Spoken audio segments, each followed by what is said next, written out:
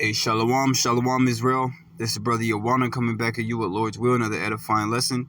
First and foremost, I want to give all praises, honor, and glory to Yahweh, Bahashem, Yahweh Shai, Bahashem, Rekhachorash. Double honors to the elder apostles of Great Millstone, our teachers.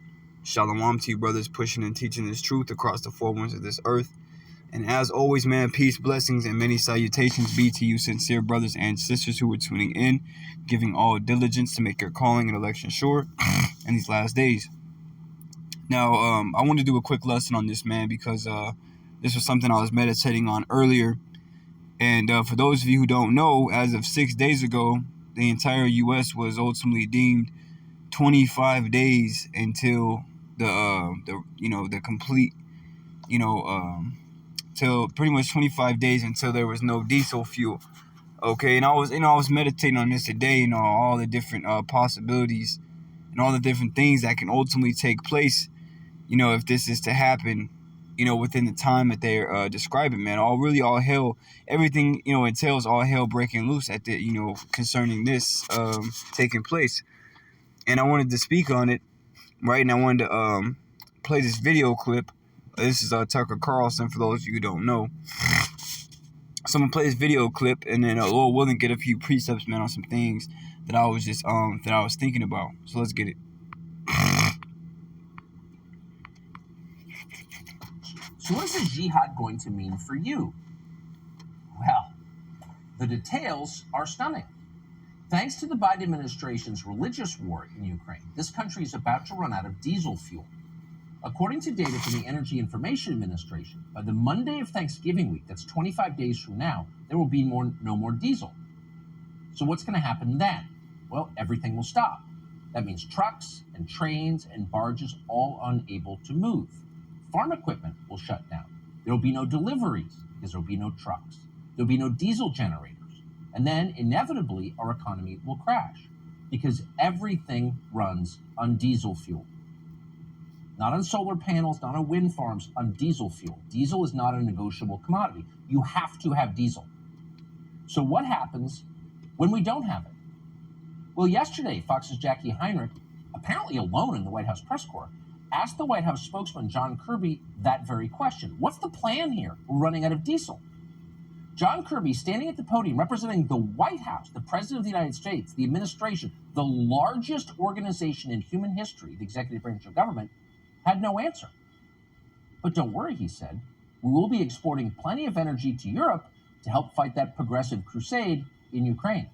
Watch. What are we doing to... This is the reality of that you people want to avoid. That no matter what you try to do, no matter how many drugs you take to try to, to escape from reality, no matter how many times you try to hide in your house, the scriptures say, let's get it, actually. Let's grab it. And we're going to grab it, man. I'm just going to bring it out. This is 2 Timothy chapter 3 and verse 1. It says, this know also, that in the last days, perilous times shall come. Perilous times shall come. I want to actually go into this word, perilous. Because like Tucker Carlson was saying, man, but she's on point. Diesel fuel is essential, okay? And if we don't have it, everything that we use, everything that we need to have a functioning society is gonna shut down, is gonna stop. Okay? There's not gonna be any truck drivers, man. There's not gonna be any truck drivers bringing in the food that we have in these stores, right? There's not gonna be no heat. There's not gonna be nothing. Man. This is why scriptures tell us, to watch and pray. This is the word perilous in the Greek. It says, hard to do, to take, to approach, hard to bear, troublesome, dangerous, right? The times we're coming into are very dangerous, man. Because just think about, and this is something I was meditating on, well, the truck drivers aren't going to be bringing in any food. So what does that mean? There's not going to be any food in the stores. And the food that's going to already be in the stores before the truck drivers completely stop coming in, that food's most likely going to be rationed off, right? You might not be able to go to the store and get 30 packs of water bottles, right? You're going to be limited to very little items. You might be able to get one thing of meat a day or a week. I don't know how, it's going to do it. This is just me speaking as a man, how I would see it playing out. But, the scriptures tell us, and let's go to it. It's 2nd Ezra, chapter 6 and verse 22. 2nd Ezra, chapter 6 and verse 22. And it reads, and suddenly shall the sown places appear unsown. Right? There's not going to be any more farmers, man. It says, and he just said that too. How the farmers aren't, there's not going to be any more farming, man, because they rely on that diesel fuel. It says, the full storehouses shall suddenly be found empty. That's right, the full storehouses, the different major stores, Food City, Fry's, Bash's, Safeway, Walmart, Target, whatever, man. All these different stores are going to be found empty, man. Okay? Suddenly. And we're in the process building up to that time when they're going to be empty, right? We've been seeing them for the past year, 2 years, getting slimmer and slimmer, than them putting out different items and different aisles to ultimately to fill up those empty shelves to make it look like they're still in stock, which we understand they're not, man, because we've been keeping up with the things that are going on, all right? And we know that we're really getting close to a time known as Jacob's trouble in the scriptures, which again is a time of great trouble that has never before been seen on the earth. Okay, again, that word perilous, as we looked up in the Blue Letter Bible, which goes into dangerous, hard to bear times, right? And this is why it's going to be dangerous. Verse 24, at that time shall friends fight one against another like enemies. You see that? Men are going to be fighting each other, friends. And you notice how it says friends, it doesn't just say men. So if people that are friends, that were close, that grew up together, knew each other, all right, ate food together, they watched each other's kids, these are the very same individuals that are going to be standing against each other. How much more somebody random that person doesn't know? If friends are going to be fighting against each other, how much more people who aren't friends? Okay, it's going to be complete chaos out here in these streets. And that chaos is soon. And I was just meditating like, man, if that deadline is on point, if it's really going to be that many days or maybe a month from now, whatever, like still, man, it's scary to think about, but it's also what's the word I'm looking for? It brings joy. It brought joy to me earlier too, man. I was just happy. I was like, call Allah Yahweh Bashimi Hawashai, because recently I've been praying the Lord speed the time up, man, and just bring destruction and get us the hell up out of here. You see, the Lord is speeding the time up. These days are going by quick. Okay, the Lord is causing more things to happen in the world, right? Again, that's why we have to watch and pray, man. As it says in Sirach 39, the 39th chapter says in Sirach 39, and 1, I believe, to be occupied in prophecy. You see, to be occupied in the prophecies, right? Verse 24, at that time shall friends fight one against another like enemies, and the earth shall stand in fear with those that dwell therein. The springs of the fountain shall stand still, and in 3 hours they shall not run. There's not going to be no water. There's not going to be no food, right? And those of you Israelites, your so-called Negroes, Latinos, and Native Americans, right? The Lord's going to starve you out. Because that's a heavy thing, man. People, back to the time that started this whole scamdemic, you had people stabbing each other over toilet paper, man. How much more food that's more essential to your body and your mind, right? How much more food? And I was just thinking like, damn, man, once these people realize that they can't get food anymore, it's over, man. This place is done. It's through. The writing's on the wall. Lamentations 4. And verse 8, it says, their visage is blacker than a coal. They are not known in the streets.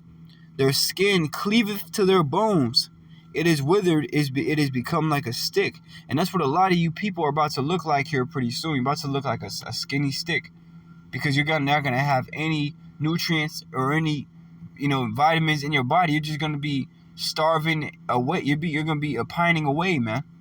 Okay? You're going to be dehydrated. There's not going to be any water. A brother had a dream a while back, concerning how the Lord had ultimately made all the water on earth evaporate. And that was some scary shit, man. When I heard it, I was like, wow. You know, the Lord has the power to do that. And I don't know if that's exactly what's going to happen, but, you know, it's not far-fetched. The Lord can do whatever he wants, man. There's nothing too hard for him to do. But just to make the point that here pretty soon, the things that you people consider, you know, just, you know, at your arm's reach, is going to be so far from you that you're not going to have no hope. You people are going to be left desolate out here, man. They that be slain with a sword are better than they that be slain with hunger. For these pine away, stricken through for want of the fruits of the field. So it's better to just be slain and shot down than it is for you to die of starvation. It's really what it's saying, because ultimately, when you're dying from hunger, your body's eating itself from the inside out, and you feel every bit of it, man. Okay, you know, and then your mind starts to change. You start hallucinating. You start hearing things. You know, you start to think on, you start to act irrational, right? You can't think logical. You really start to turn into an animal, okay, a wild beast, right? That's what that's what the Lord has prepared, for the times to come. And I'm sitting here thinking, like, man, this shit is all just right around the corner, man. We don't, we're really closer to the end now than we ever have been, right? More things are happening in the earth. And that's why we have to continue to stay on point as best we can, okay? Continue to look up to towards the heavens and pray. Because this could be us, man, dying of hunger. And we hope it's not, because the scriptures say that his servants shall eat and his servants shall drink. And we hope that we're those true servants, man. The true worshipers of Yahweh, Yahweh Shai. Verse 10, the hands of the pitiful women have sought in their own children. They were their meat in the destruction of the daughter of my people. You people are going to be eating your own children. You people are going to be eating your own selves. Those of you who aren't taking heed of you Israelites, again, you so-called blacks, Latinos, and Native Americans, on down. Okay? Those of you who aren't taking heed to this truth, you're going to be eating your own kids in the time to come that you love so much. You're going to be looking at them as a whole full-course meal for the next few days. You know? These times are coming into a very serious, man. Okay? Yahweh Ba'ashem Yahweh Shai is giving us time to get right, man. The gates of mercy are still open, but here pretty soon they're about to be closed. They're not going to be open forever, man. That's why those of you out there who continue to laugh, continue to scoff, continue to make fun of what we believe in, well, this is the reality of the situation. Right? This right here. Right? And you always have articles saying shit's not going to happen. Man, this shit's happening, man. Yahweh Ba'ashem Yahweh Shai. And like I said, it might not be 20-something days from now. It might not be, right? It might not be a month from now. But, it also could be. Because I think it was last year or a couple months back, it was said that, we were ultimately, digging into our reserve oil, which is basically oil that we would use in case of an emergency, but we've been using it.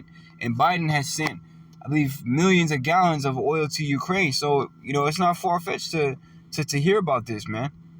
Okay? Ultimately cutting ties with Russia. This is not far-fetched.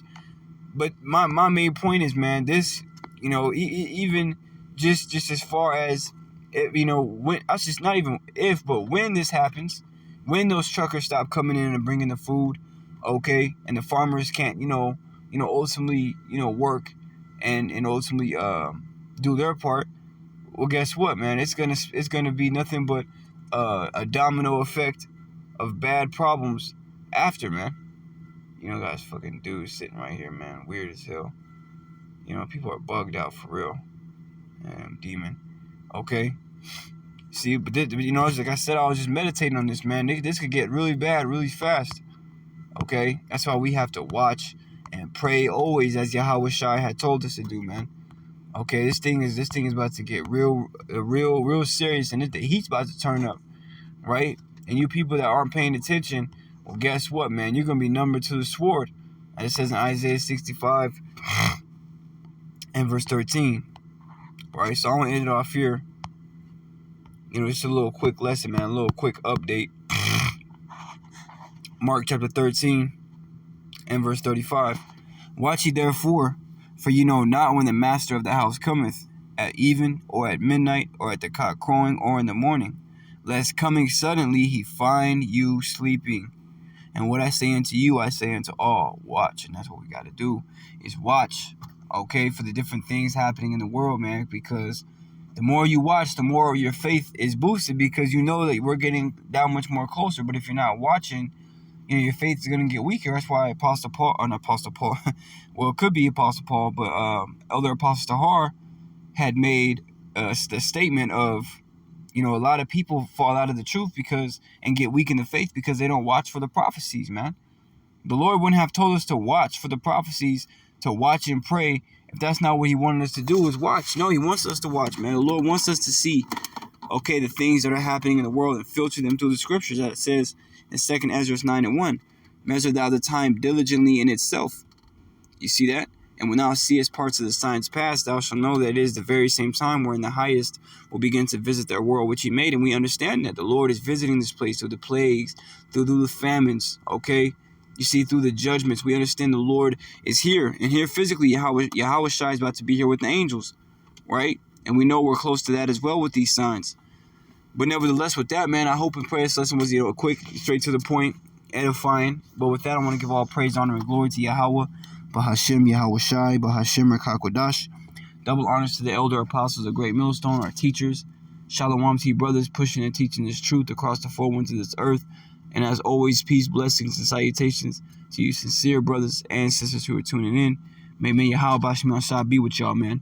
Yahweh Bashem Yahweh Shai, Bashem Rekakodash, Barakatham. Lord willing, till the next time, stay strong and keep the faith. Shalom.